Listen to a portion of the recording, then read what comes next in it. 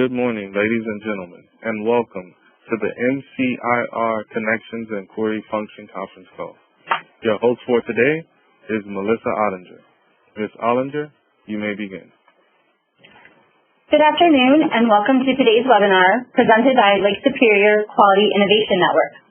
Lake Superior CLIN is comprised of three organizations: MPRO in Michigan, Medistar in Wisconsin, and Stratus Health in Minnesota, to support the Centers for Medicare and Medicaid Services priorities for healthcare quality improvement in each organization's respective state.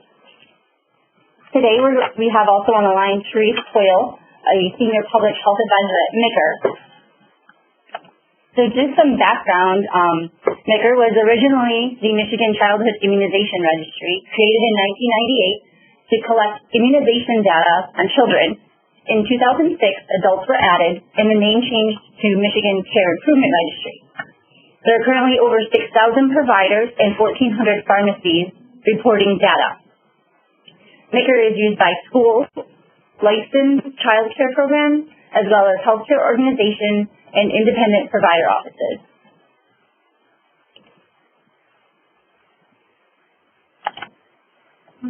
Why won't it forward my slide?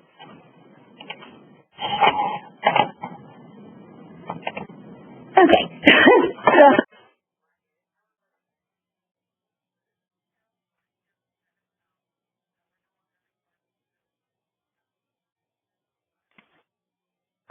Well, we're talking about MCIR and how what the benefits are. With MCIR, you can access patient vaccination histories. We have facilities that patients can safely facilitate patient safety by reducing over-immunizations. And we also allow for sharing between providers and health systems by consolidating records so that the data is accurate. And also it helps to locate improvement areas and decrease missed opportunities. Let's see, how do I go to the next slide? Okay,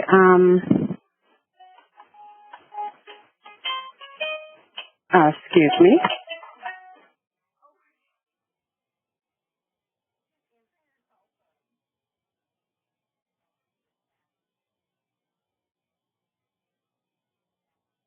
Hey, Sally?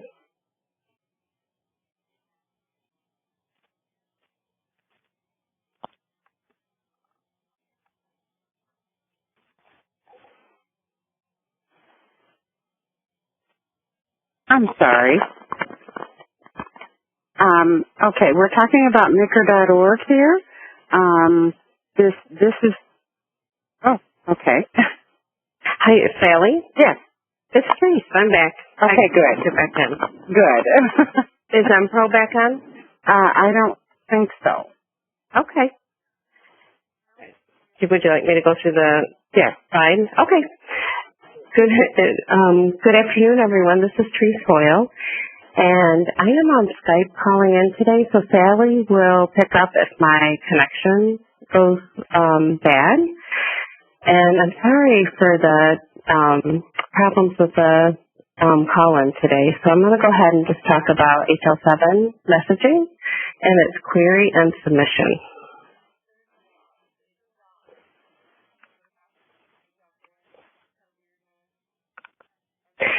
So one thing about MCIR is that, as one of the previous slides stated, we've been collecting data since 1998. We've only been collecting data since 2006 for adults. And this slide actually shows you, compared to the 2014 census data, how complete MCIR is with one or more shots on adults in the registry. So you can see that for all ages, we have about 83%. But we have 85% for people who are 65 and over, which is very good considering we've just started really collecting adult immunization. But the 50 to 64 years of age, we only have about 57% of that population in MCIR. And that's really where you can help us. MCIR can help you by seeing immunizations on your patients, but also with you entering data on your adult patients will help us make the registry a lifespan registry. So our current status for HL7 messaging, we didn't start this until March of 2012, collecting data via HL7 from electronic health records. We have 48 electronic health record products that submit messages to MCIR and over 2,200 provider sites. That includes pharmacies that are submitting data. And then we have 2 health systems that can actually use the latest feature we have called Query, and you'll hear us call it Query by Parameter, QBP. And that allows a provider to go into their electronic health record system, look up a patient, and you'll have some type of functionality in there. Either it will be an automatic query to the registry to MCIR, or you have to push a button. So what you will do, so what we have here is 2 health systems, Henry Ford and Lakeland. And Henry Ford has about 6 or 7 sites that are live with Query. They were our first pilot. The end of February, they're going to have all of their providers on with Query capabilities to MCIR. And what they do is they actually have the feature where you go in and look up a patient and push a button to query the registry. Lakeland, on the other hand, has the ability to automatically query when a patient registers in their office. So between Lakeland and Henry Ford, this has been going on since October. And Sally, who you've been listening to, thank you, Sally, is our onboarding person for Query. And she's working with Spectrum Health out of Grand Rapids right now, and they're getting ready to go live very soon. And what will happen with them is all of their sites will go live with Query. And they, again, are when a patient registers at an office, that's when the query will happen. And then the clinician will have that information when they go into the room with the patient. So what I want to show you here is how, I hope this works on this WebEx, how all of this works through the Health Information Exchange in Michigan. And I'll explain the HIE to you, but watch as the slide deck goes through. So as a clinician, you're immunizing a patient. You enter it into your electronic health record, and that creates, in technical terms, it's called a VXQ. That's a submission, an HL7 message.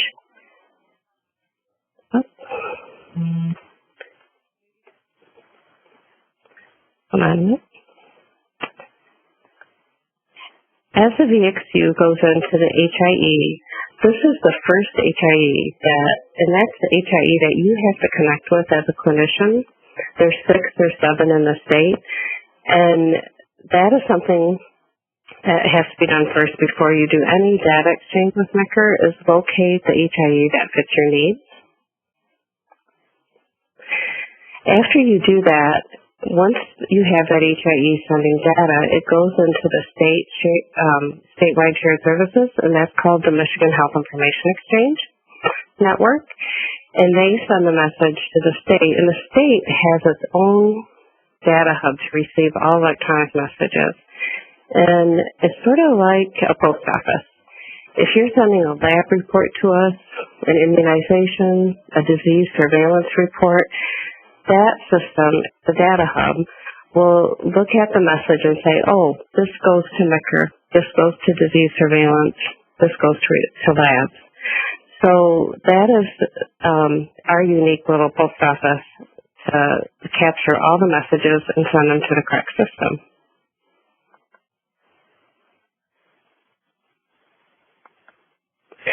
So if you were to query us, what would happen if you had that capability within your electronic health record? Is the query would go through the HIEs to MCIR, and in return, MCIR would look for that patient, and then we would return a history and forecast. So you would have displayed in front of you doses of vaccine that may not be in your EHR but are in MCIR, and then you will also have the doses of vaccine that are in your registry or in your EHR, And you will also have the MCIR forecast of what's due next. And there it goes again.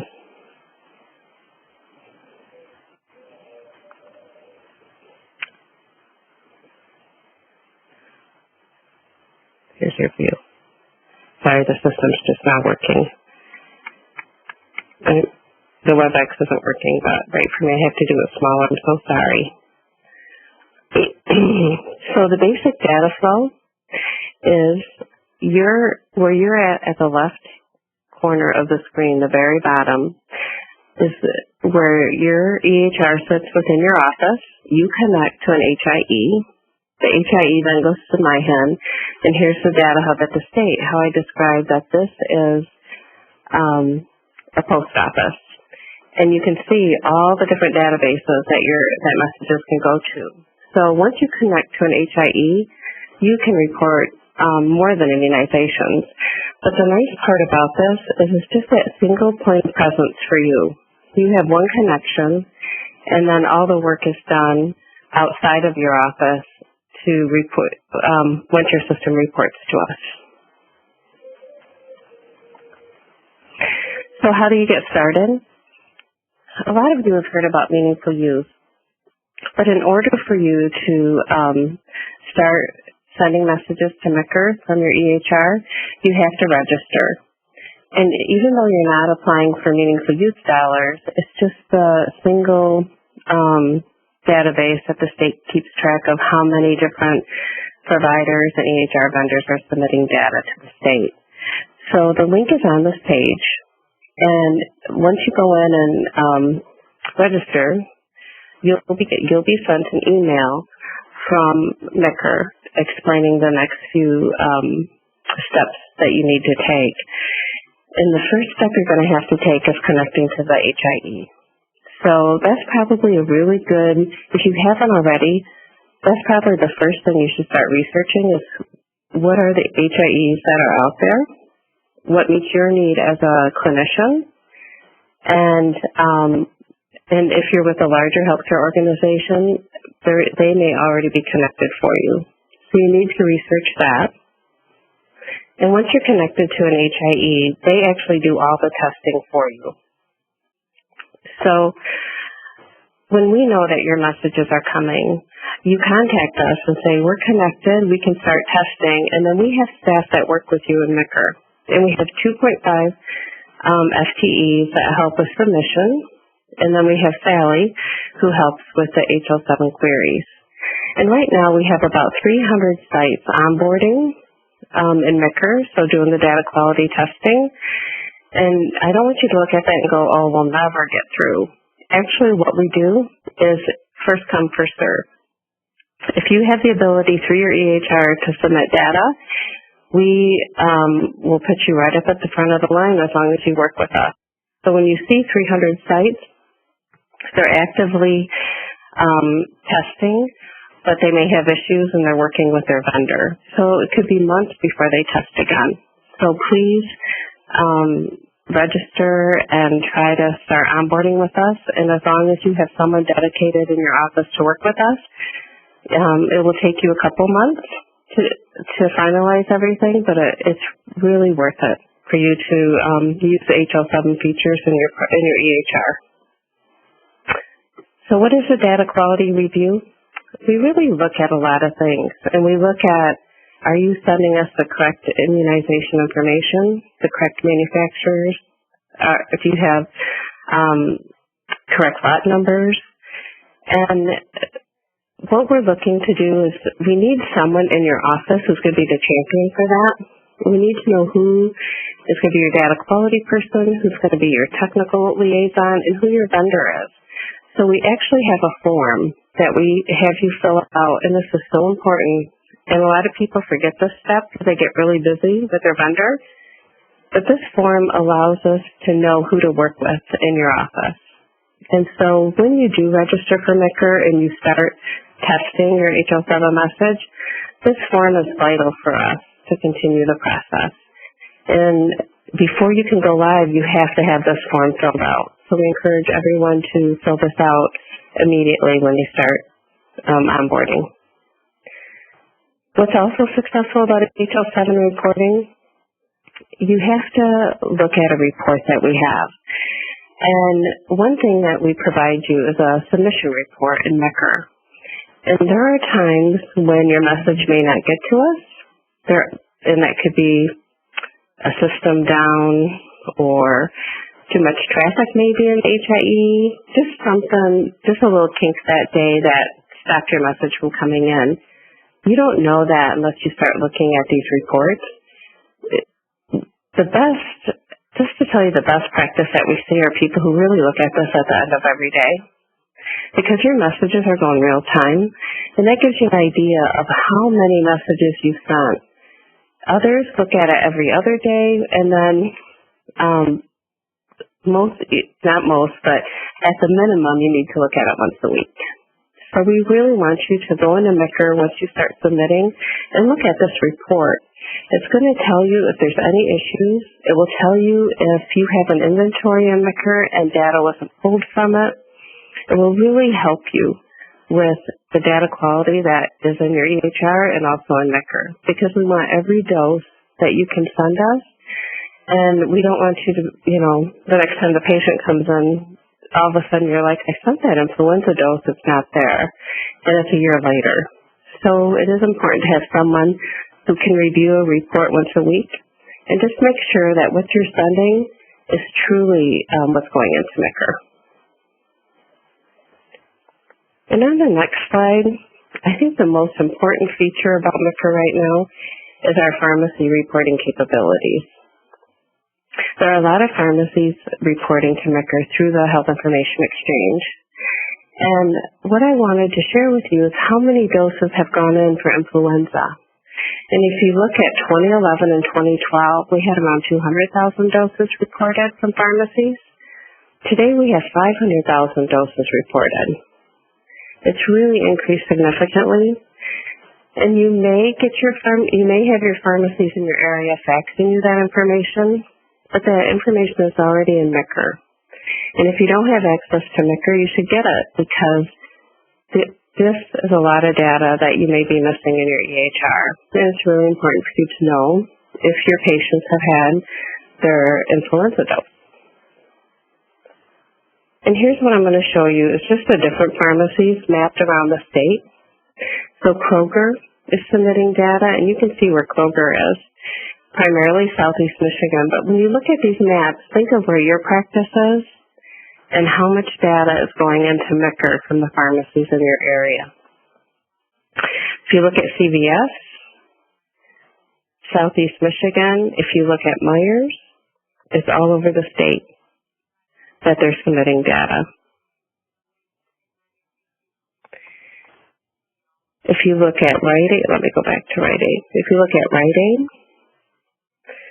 again, we have them all over the state submitting immunizations through HL7 to MCIR.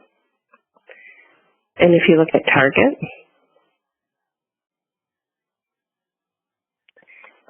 and you look at Walgreens, Walgreens is the largest provider for us in the state right now. And they have done an excellent job looking up to HL7 for us. They were one of the first pharmacies to do so. And if you go to Walmart is actively reporting. We never used to get Walmart data until we did HL7. And Walmart is in the queue. They are actually going to begin testing in the near future on Query. So they're actually going to use our Query capabilities to look at their patients to determine what doses are needed.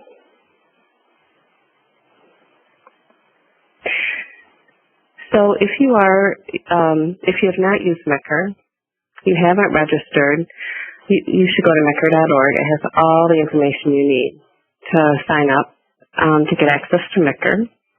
One thing to know is to use HL7, you first have to learn and test submission of data before you can query. So that's probably one of our biggest questions right now. But once you pass submission and your data is going in, then we put you through the testing of Query so that you can look at patients and have that data come back to you. And all the information is here at MCIR.org for you. And that is it. And if I don't know if we're opening up for questions or if MPro was able to get back on the line. Yep. Hi, Therese. This is Melissa. Sorry about that. Yes, we were back on the line. Operator, can you please open the line for questions? Ladies and gentlemen, if you have any questions, please press 1 on your telephone keypad. Again, if you have any questions, please press 1 on your telephone keypad.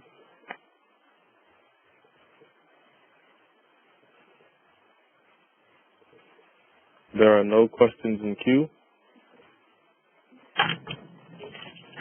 Okay. Just to let everybody know, the slides will be available on our Lake Superior Quality Innovation Network YouTube page within the next week. If we could please pull up our evaluation questions. I wanted to thank everyone for joining us today for the Maker Connections and Query function.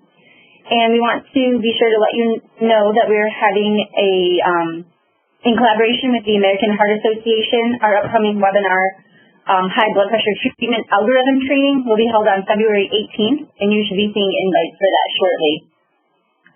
If you could please answer the evaluation questions before you disconnect, we would really appreciate it. And I want to thank Therese and Sally for joining us and for picking up where we left off since we got disconnected. Operator, can you check one more time for questions? Ladies and gentlemen, if you have any questions, please press 1 on your telephone keypad. Our first question comes from Dr. Stephen Fletch from Stephen M. Go ahead. This is Dr. Sweettag. Happy New Year. Thanks for being there. When you do, have you rolled this out already? What we need to do is to make it easy so when we need to connect with you guys that it's not a hassle. Are you going to be able to do that for us? Or? That's a great question. Yes. We don't want click, click, click. I just want to say, here's the button, there it is. Yeah. I think my wife used to tell me KISS. Keep it short. Stupid. Or simple. I think it depends on your EHR. So, we've been doing this for a couple of years now, so we have our routine down pat of how to get you in and online. So it depends on if your EHR is really good at doing HL7 messaging. So, but I think on our end, we do a very good job and can do it in a timely fashion. Okay. The other thing that I have, and I'll be honest with you, we had a problem with our refrigerator, and you might want to. I haven't been doing MECR. I haven't been doing VFC because of that. And if they make a hard time, I'm a very busy doctor here in Clinton Township, Michigan, and I haven't been vaccinating the kids because I couldn't get reestablished. They were trying to give me a penalty or something, so you should really have them check on that. You're probably avoiding some of these, what you're doing is you're missing some very busy practices. So do you want me to contact the VFC program just to give you a call about that? Well, you could try. I called them on a few occasions, and I'll be honest with you, it's been very difficult. And if they want to get a higher percentage of vaccinations, like I gave out around probably 200 flu vaccines this season. We smoked them. We were giving them to everybody. Yeah, I would. The health department is who works with you on that. So, that's not my area, but I can always refer them to call you again if you want me. You might want to have it's Macomb County. Okay. Dr. Sweettag, this is Melissa, and we can get the health department, to contact you. That sounds good. Thank you. Thanks for the... Keep up the good work on your flu vaccines. We nailed everybody, man. When they come in, my toe hurts. Your butt's gonna be hurting after I get done with you.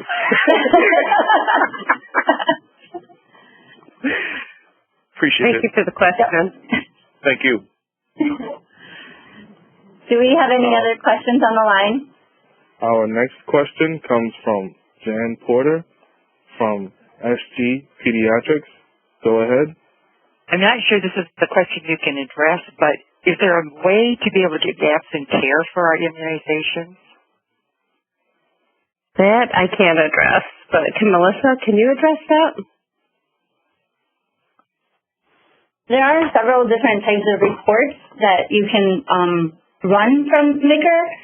And where is your practice located? In Lake Orion, Michigan? Okay, I can check to see who your regional coordinator is, but is that Oakland County? Yes. Mm-hmm. And I believe it's Wendy Nye. Okay. I can have her get in touch with you. Actually, I think she might be on the call. So, but I can always email her and check. Okay, that'd be great. Okay. Yep. Okay, thank you. Bye. Ladies and gentlemen, if you have any questions, please press the number 1 key on your telephone keypad. Again, if you have any questions, please press the number 1 key on your telephone keypad.